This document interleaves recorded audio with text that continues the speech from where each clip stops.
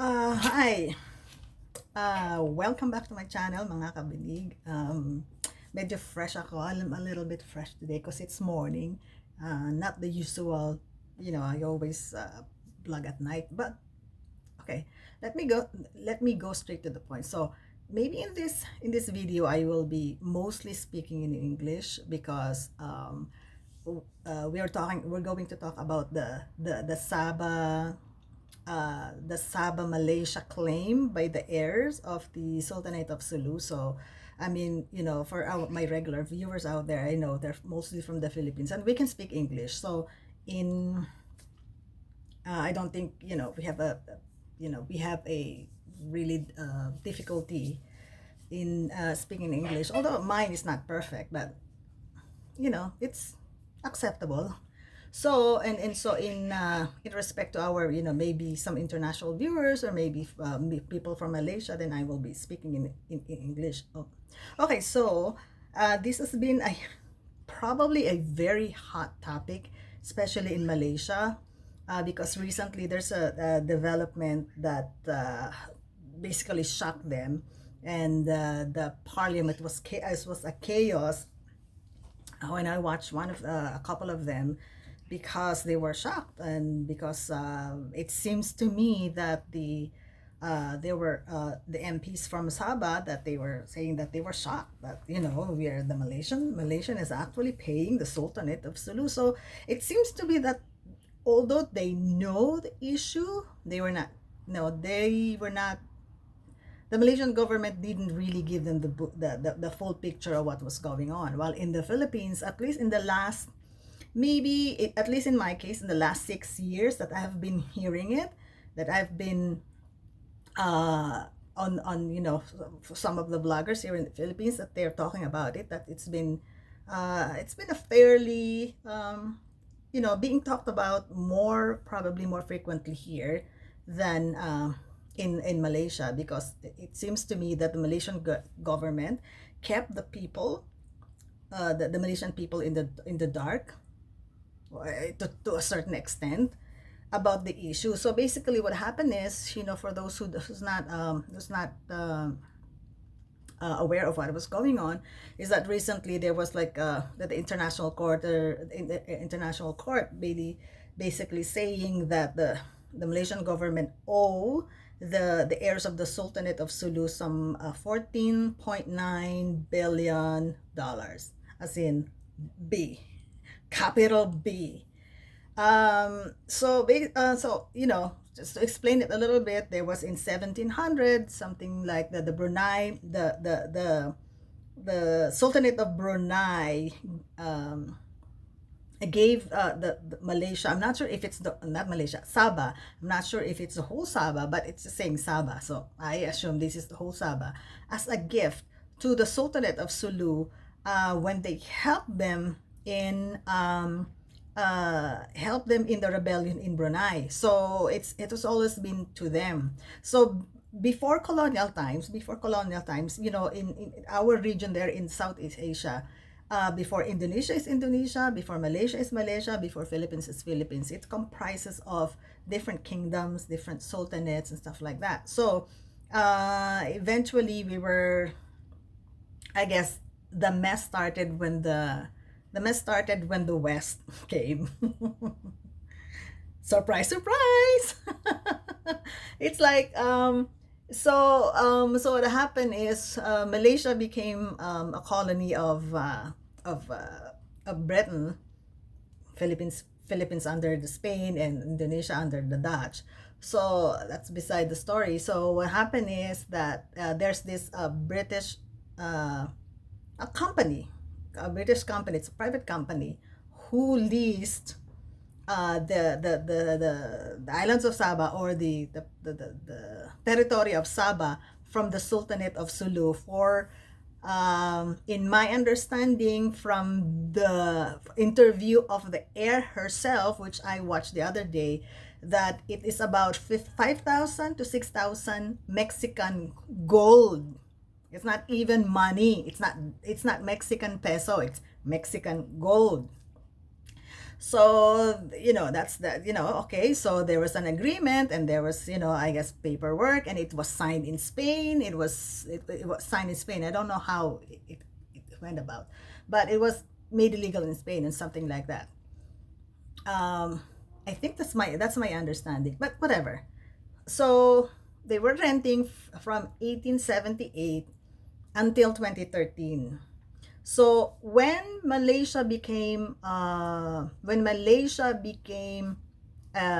independent from the Brits, the Brits said, okay, well, they kind of gave the authority to Malaysia, not even asking the Sultanate of Sulu, like, okay, you deal with it, whatever, we're leaving, gone, something like that. So Malaysia has been, it's the government of Malaysia who's been handling these affairs from then on, and they've been paying, to be fair. However, they changed it to Malaysian ringgit. So I don't know, gold to Malaysian ringgit. I don't know what's the difference there, but I assume gold is because currency, it devaluates peso. Peso. I mean gold, whatever. So 2013 they stopped payment. I think it's because there was some standoff that's going on, that happened in there, and so probably, I don't know, Malaysia got pissed and just they just abandoned their responsibility. They didn't pay. So in any part of the world, if you are renting and if you stop payment, then you're gonna default. So anyway, there's the story. Here's the story. So yeah, and so now the Malaysian government is requiring by the international court, and this is like comprises of 197 countries, signatories. So that's a lot of countries that they have to pay. So I think it was done. The court decision was in France, saying that the Malaysian government owe the heirs of the Sultanate of Sulu some 14.9 billion dollars, and they should be paid. And the decision was issued in February, and in this just recently they start seizing the properties of the Petronas, which is a state-owned oil company of Malaysia in Azerbaijan, and the other another territory, which is about $2 billion. So what they're gonna do like this, they're gonna go from country to country to recruit to satisfy that 14 billion something dollars. So anyway, what's the story there? So I think, and I feel sorry especially for the Sabahans, and because it's like, they don't know anything about it. They've been living in that. What do you call it? In that in that land for so many years, and then one day they found out that they are illegal settlers in there. That's, just to be clear, in this situation, the Philippine government is not even involved. It's just between the Sultanate of Sulu and the Malaysian government. So the Philippine government is not involved in here yet. We will talk about that later. So anyway, what can I say? I feel sorry for them, because it's like being, when you were born, and then you're happy with your life, and then one day somebody said, well, you know what, you found out that you're adopted, and your biological parents are taking you. It's like that kind of shock, and I can understand their emotion, and I feel sorry for them. And thankfully, in how uh as far as what I've been reading, that they're mad at their government. They're not mad at the Philippines. And to be fair, the Philippines has nothing.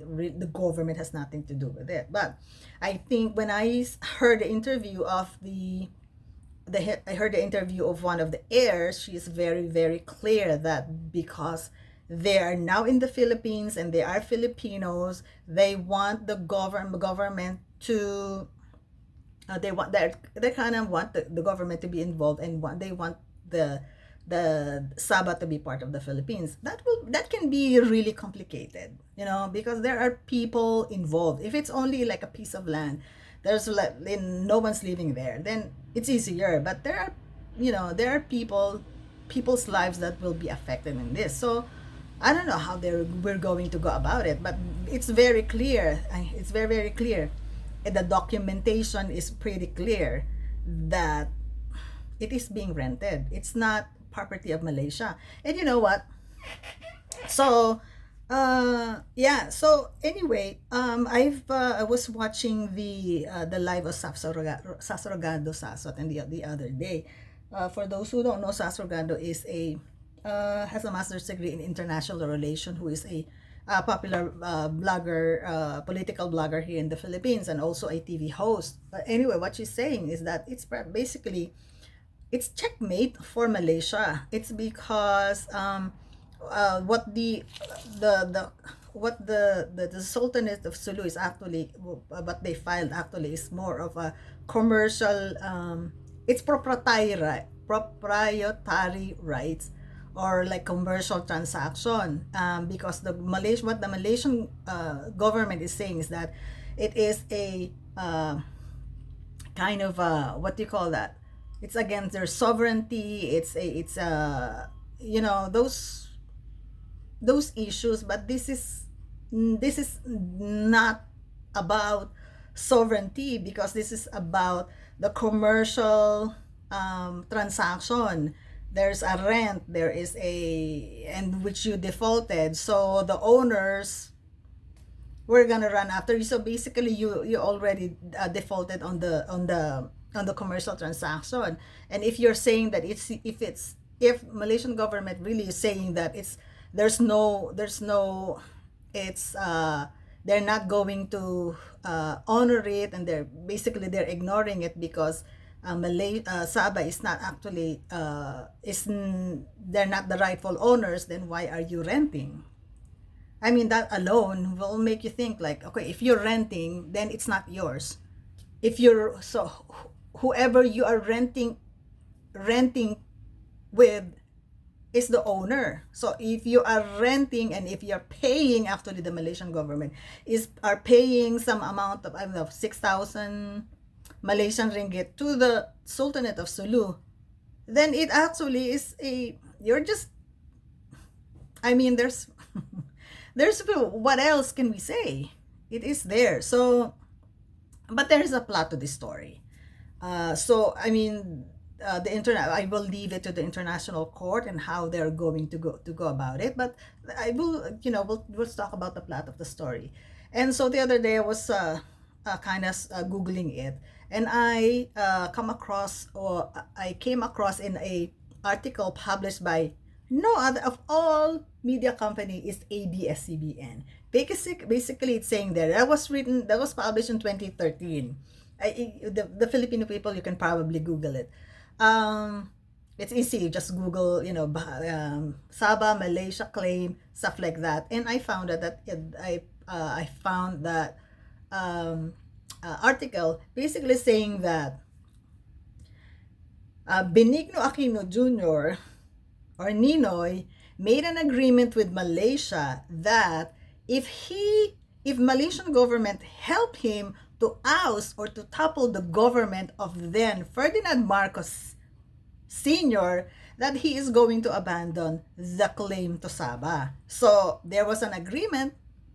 And so, I mean, I'm not saying that it is the reason though there was the government of Marcos was ousted. It's 100% because of the Malaysian government, but they have part of it.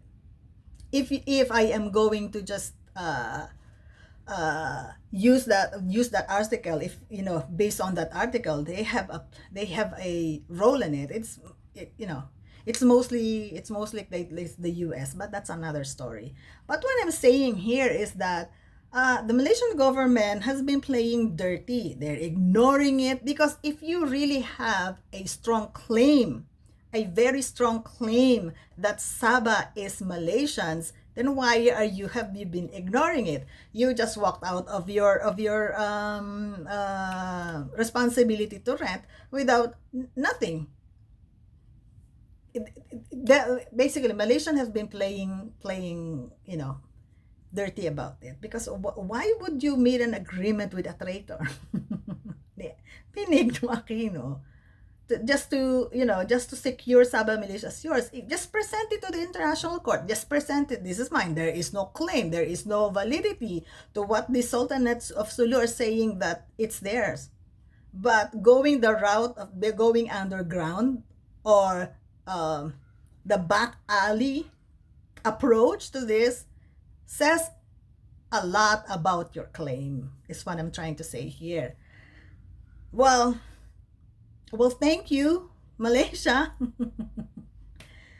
It only causes us about 30 plus years of economic stagnant and maybe regression. And it's only been the last 6 years that we are starting to move up. Well, you know what? Guess what? Who's the president right now? The son of the president who you try to help to topple. I mean, I'm not saying that that is actually true. I'm just basing it on the article that ABS-CBN wrote. So don't go after me. I'm just basing on that. So go after them. They are the one who published that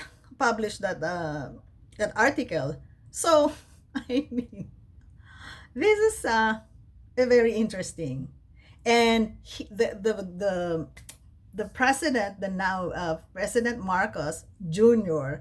just had a State of the Nation address. I think yesterday, last night here. Yesterday, I don't know when. There is because I'm currently now here in Canada, so whatever. So one of the speeches said that he's not going to abandon any territorial claims. So, well, you know what? I'm just hoping that there is going to be a more peaceful resolution to this, because, like I said, there are people involved in here. There are people that are affected in here. You cannot just disregard that. So hopefully the Malaysian government will going to cooperate, be a nice citizen, a good citizen, an international citizen. Because if you don't do it, you're gonna be looked at. You're gonna have a bad reputation in the international community. Just act, like a civilized society. You know, talk, don't ignore, talk, and then come up with a peaceful resolution to that. I mean, I don't know. I'm not really good in politics, but the only thing that I can think of really right now is that the Sabah can have like a they can self-regulate themselves. That's not really part of the Malaysia. They can be part of the Philippines, but an autonomous region. Because if they're saying, though, I disagree that there should be a referendum. I think there was a referendum that asked what does the citizen want. It's because that's pretty biased already, of course, because they're already in Malaysia. So why would you go somewhere else? I think that's no. I think that the land that was owned by the heirs, which was given to them from a long time ago, should be returned to them, and then the Philippines was just going to manage it, but autonomous. I mean, they can, we're doing that now already with the Bangsamoro, right? So yeah, that's just my thoughts with regards to the. I remember,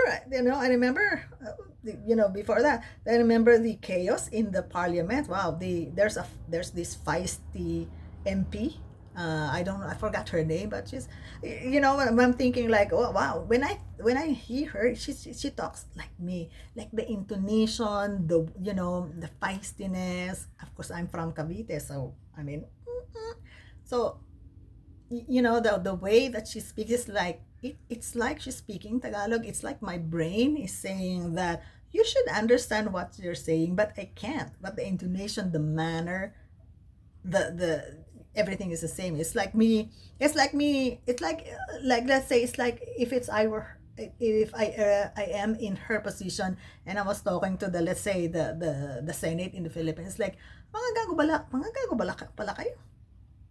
Hindi namin alam na nagrerenta pala itong ano, ang Sultanate of Sulu. Ba't ngayon lang namin nalaman? Tapos hindi niyo ako may pagsasalitain dito. Mga ayoko magsalita ng masama. So anyway, going back to what I'm saying is that yeah, I hope that this can be resolved in a peaceful manner, and we will see what's the development of this, because 14 point billion, and yeah, and you know, just to add, it's that the the court says that if you don't pay, there will be a 10% interest every year if you don't. So I mean, Malaysia right now is caught between a rock and a hard place, because the Malaysian people are mad at them, and there is this you know, a hefty amount that they need to pay. It's a nightmare, a nightmare for the Malaysian government. But you did it to yourself. You should resolved it long time ago. And I agree with that MP.